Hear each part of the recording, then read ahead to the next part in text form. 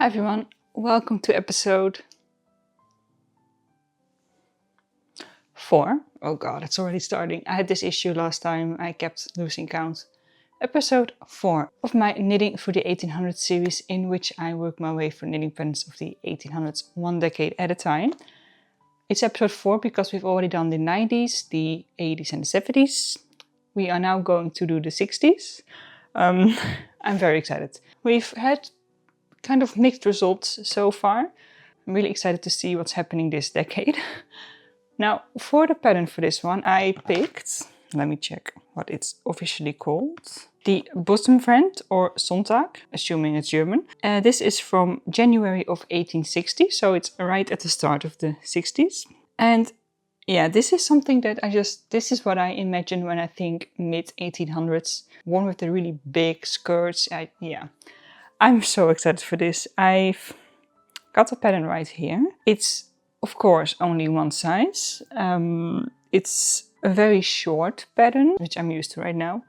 Very minimal instructions. But I don't think it will be too complicated because it's a pretty simple shape, I guess. Time will tell. Now, for supplies, I've got 3 different colors of yarn. I'm using Drops Daisy. The main color will be number 36. This is this beautiful kind of reddish shade.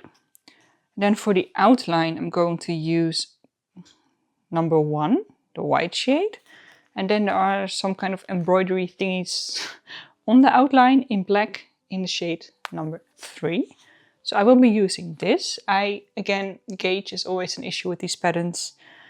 I've looked through Ravelry and I found that something of this yarn weight should work relatively well. Then I'm also using the needles that are recommended for this yarn specifically. I'm not really looking at the pattern yet. I'm using 4mm needles and I'm using straight needles. I'm starting to not hate them as much as... Why am I holding them like chopsticks? I'm starting to hate them not as much as I used to before. I still prefer circular needles, but they're starting to grow on me. So I have all of that ready. I have the pattern... Oh god. Stay. I have the pattern ready and I'm just going to start. Now I need to cast on 35 stitches. I'm just going to do that and see how wide that is. Because we are starting with the back, at the lower back portion, and then we're going to work our way up. And then we are going to split into 2 and then kind of work our way down, if that makes sense. So you have the back and then where it crosses over in the front. So I'm guessing if I just cast on the stitches and just hold it up to my waist, I guess, because it's going to be waist length, then I'll know if it's big enough or if I need to add more. We will see. It's going to be a pattern of blocks of knit stitches and purl stitches, so kind of like a chessboard, I guess. Should be pretty simple. Famous last words. Another plus is that the yarn I'm using, like I said, it's not as thin as yarn I've used before for historical projects, so hopefully it won't take me months to finish this. It may still. I really have no idea. So I'm starting this ahead of time. I think I've said everything I wanted to say. I just realized now that in this whole series I've just been making things to keep me warm. It's like extra things, you know, a vest, kneecaps, a kind of like bodice thingy, and now this thing that goes over clothing. I haven't made actual clothing. I don't know if that makes sense, but yeah, I'm sensing a theme here. Let's just start.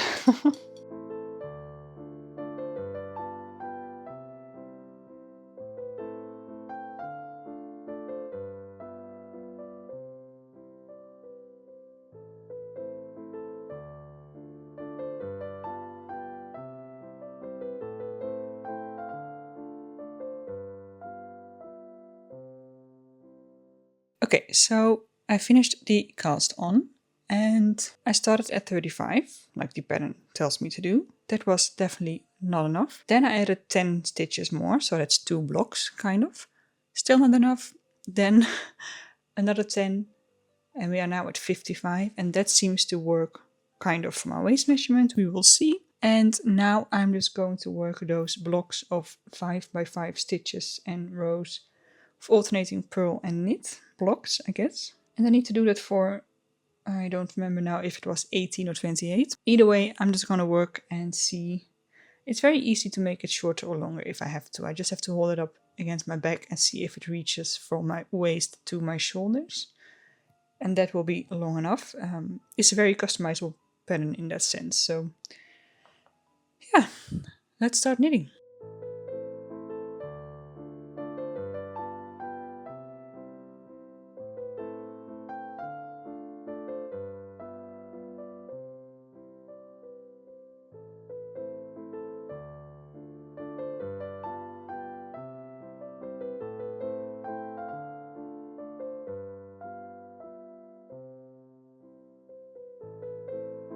So, guess who made a very big mistake? I have now done 11 blocks, but I was going through the pattern again because I couldn't remember if I had to do 18 or 28 blocks, and then I remembered, oh wait, I need to increase at some point. When do I have to do that? Well, it turns out from the very first row, which I didn't do. This is just square. So I made a big mistake. I was supposed to increase at the beginning of each row from the beginning, and then for 18 blocks. So I have to start over. I have to take this apart. I have to completely frock this and then start over. And this time I'm going to increase at the beginning of each row. And I think I'm going to leave one knit stitch on each side, so that it will kind of have a really nice, neat line of knit stitches on the side. Yeah, this is just, this is completely my fault. This isn't the pattern's fault. My brain completely skipped one line in the instructions, and because, you know, the instructions are very, to the point, simple. So if you skip one sentence, you miss a lot of information, which I did. So I'm going to finish taking this apart. Then I'm going to start over and increase at the beginning of each row. And then I'll see you again once I'm at the 18 blocks. Yeah. It is what it is. 2,000 years later.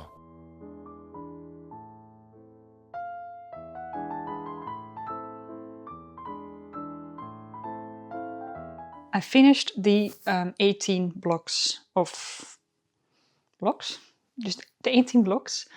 It's a little bit short, I think. I'm going to keep it this way and see what happens if I block it, because I do think there's some stretch in there, but I can always add more length to the bottom edge if I need to. What I now need to do is divide this thing into 2 pieces, and I need to cast off the middle neck section. What I'm going to do is just work on the first part of the stitches, leave the rest on the needle. Once that is done, I do this because it's going to go out that way. I'm going to cast off the middle part, the neck edge, and then work the rest. Now technically I need to leave 5 blocks in the middle and then work the rest. But because I've added 20 stitches to this pattern, I'm going to change it up a little bit. And I think I decided I wanted to leave 7 blocks in the middle. So I did some calculations. I'm pretty sure I need to work the first 11 blocks now. And then I also need to decrease on the inside, so like the neck edge. So from this point on, if it goes like this, it's going to decrease here. Basically until I get to a point. So 1 stitch left, I guess. And then repeat the same for the other side. So not that difficult. I am a little bit worried about the size, but I really don't know, because yeah, we'll have to wait to the end to see if it's going to be big enough. Otherwise, I just need to add some extra. For now, this is what we're working with. I'm going to work on one of the, I guess you could call it, front pieces. And then we will see what's next.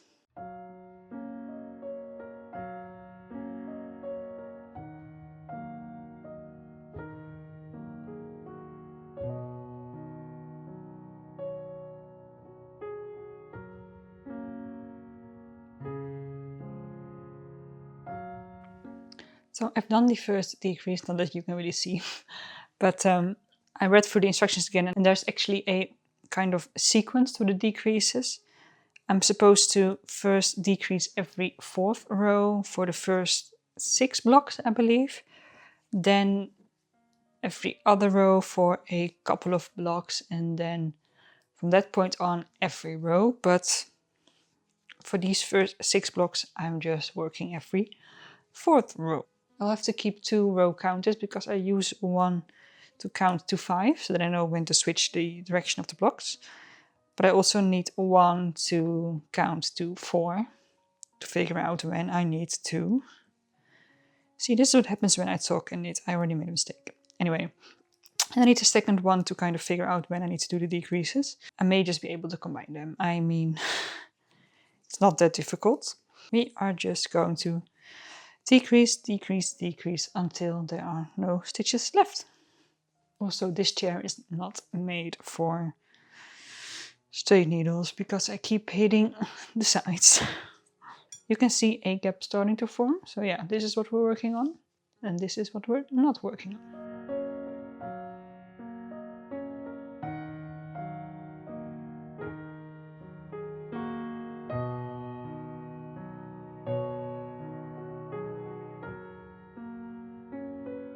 I've done these 6 blocks of decreases every 4th row. And then 6 blocks of decreases every other row. This is where I'm at. Now I'm supposed to switch to decreasing every row, but I'm not going to do that because if I do some calculations, I have 1, 2, 3, 4, 5, 6.5 blocks in width left. And because a block is 5 by 5, 5 stitches by 5 rows, by that logic, if I decrease every row, it's only going to be 6.5 blocks longer than it is now. If I measure how much 6.5 blocks is, here we have half a block, 1, 2, 3, 4, 5, 6. That's only 10 centimeters, which means that the total of this thing is not even going to be 30 centimeters, which I measured, and that's definitely not long enough to wrap around. So I've made the executive decision to just keep decreasing every other row. And at least it will be 20 centimeters, I guess. So yeah, we're changing up the pattern. It's fine. I'm also just, I don't know, I'm a little worried about the size of this in general. This is pretty short. I will have to probably add some length to the bottom edge or block it aggressively, or both. Who knows? Let's first get this kind of worked away until there's nothing left.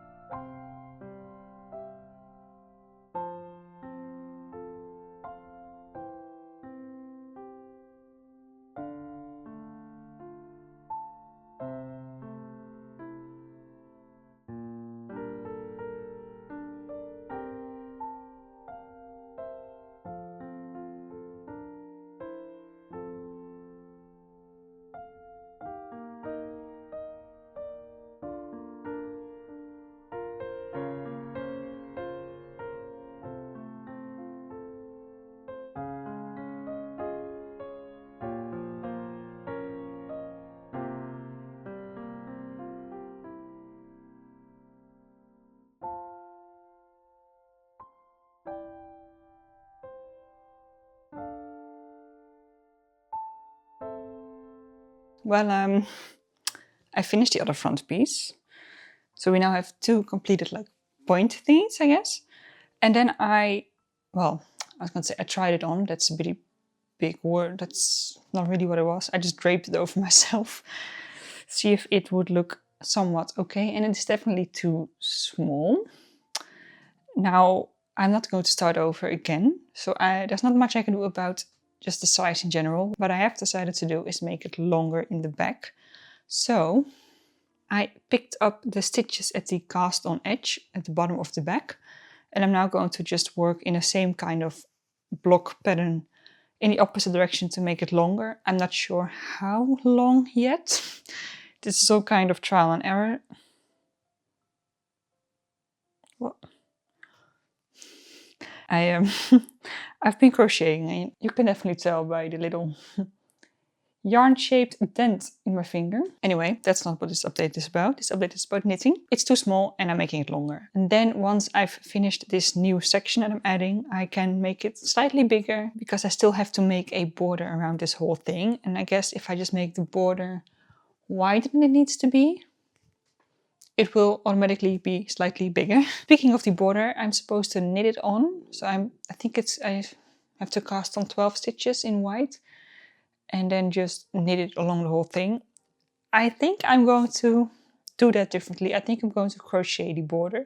I have seen on the internet, I don't even know where I looked, but I've seen other people make a crochet border and I think it looks really nice. And I think it also makes it a little bit more adjustable. If I just work double crochets around the whole thing and just keep going and going and going and going around and around and around, I can just add more rounds to make it bigger. And also that way I've incorporated crochet into all of the projects in this series so far. For the first 3 projects, it was in the instructions to crochet. For this one, it isn't. So, I mean, it's kind of fitting to add some crochet to this project as well and have kind of a general theme across this whole series where there's always a little bit of crochet involved. But I'm not there yet. I need to first do this and I need to figure out how long I want this to be. I'm just going to kind of reevaluate after every, I don't know, 2-3 blocks and see if it's long enough to stop or not. Let's just keep going and try and make this a little bit longer.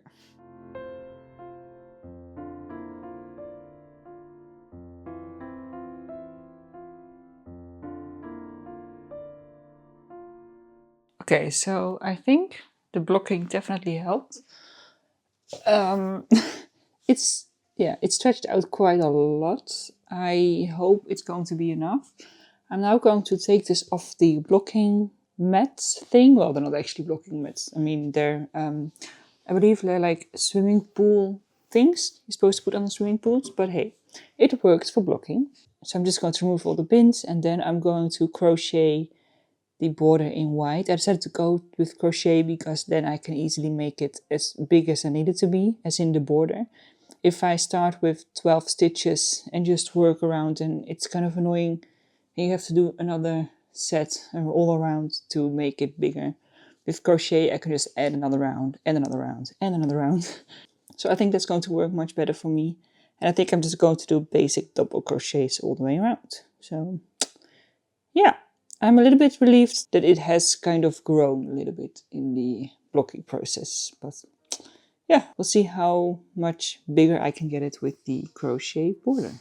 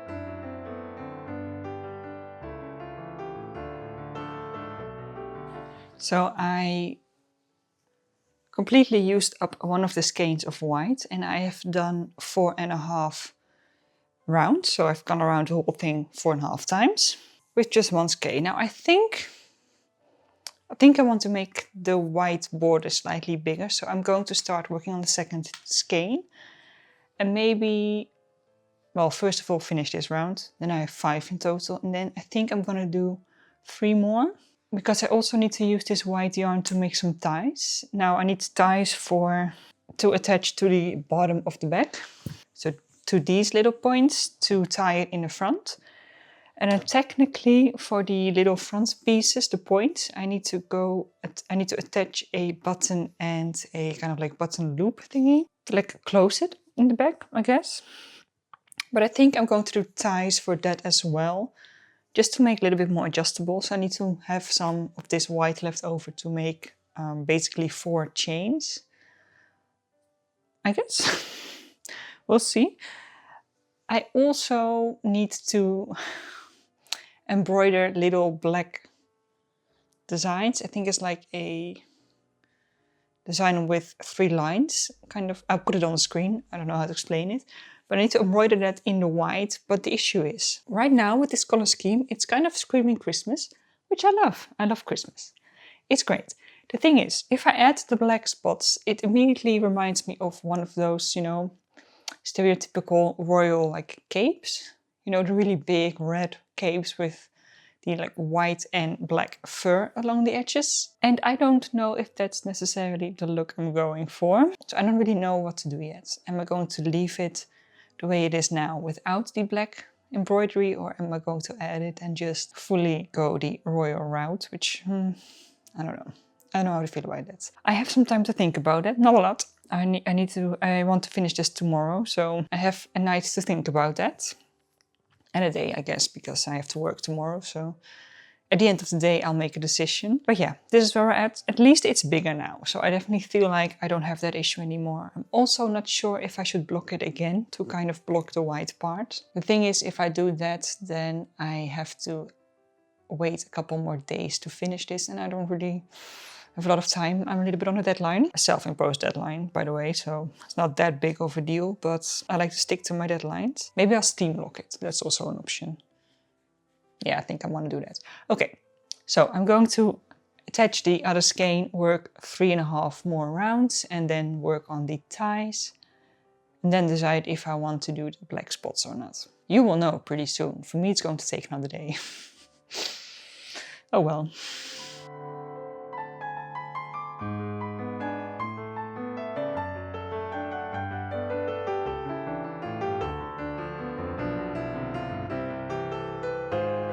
It's now the next day and I finished all of the white rounds, rows, whatever. Here we are. I also decided to, on the very last round, I've crocheted only in the back loop to create a little, I don't know, like extra edge around it. And I've been thinking about the issue with the black embroidery. And I've decided to do none of the options that I was considering. I'm not going to embroider the black things on here, and I'm also not going to leave it out completely. What I've decided to do is just work 1 round of black all the way around. That way I will still have incorporated the black, but it won't necessarily look like one of those royal cape thingies. So I'm going to do that, and I think I'm also going to crochet in the back loop for that as well, just to make it look a little bit more interesting. Then I'm also going to use the black for all of the ties that I need to make. And then we are done. So I'm going to do all of that, and then I will see you for the reveal.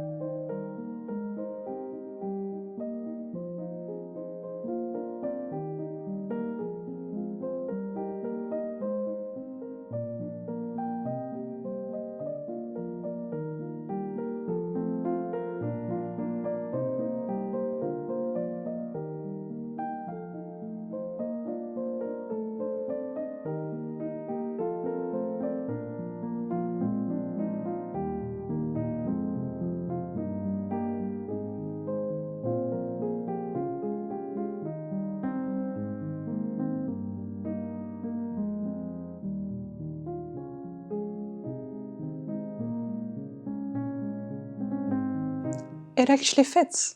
So I'm very happy with how this turned out, because I really thought it would not fit at all and it would be way too small. But I think we're good. I think we're actually good. I think it definitely helped that I blocked really aggressively, and the extra length in the back definitely helped, because otherwise it would have stopped right here. That would be way too short.